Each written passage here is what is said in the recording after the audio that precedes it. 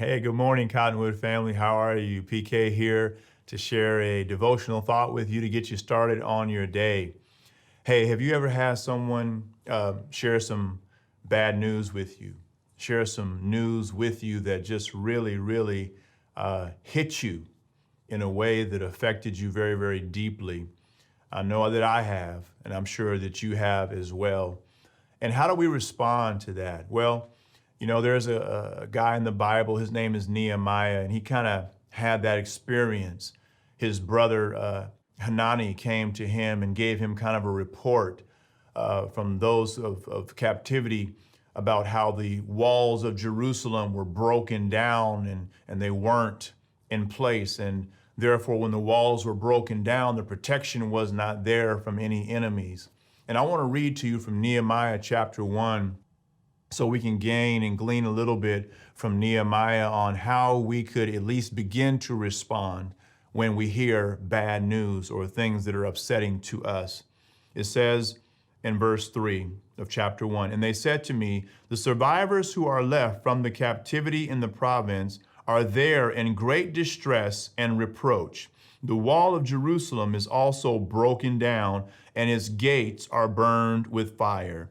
So it was when I heard these words that I sat down and wept and mourned for many days. I was fasting and praying before the God of heaven."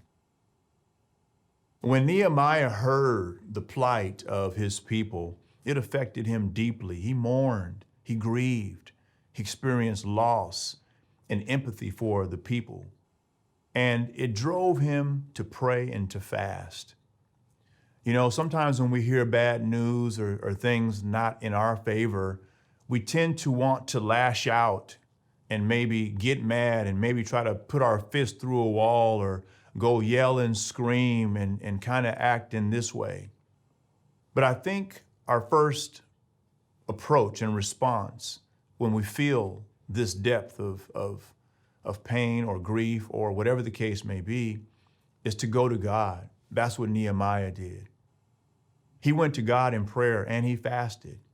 You can fast if you would like, but let's just go to God in prayer and take it to him, because God understands how we feel and why we feel the way we feel. And there's nobody better than we can talk to. He is the therapist. He is the counselor. He is the comforter, and we really should go to him. And the outcomes of Nehemiah going to God were he was able to talk to his boss. His boss gave him favor.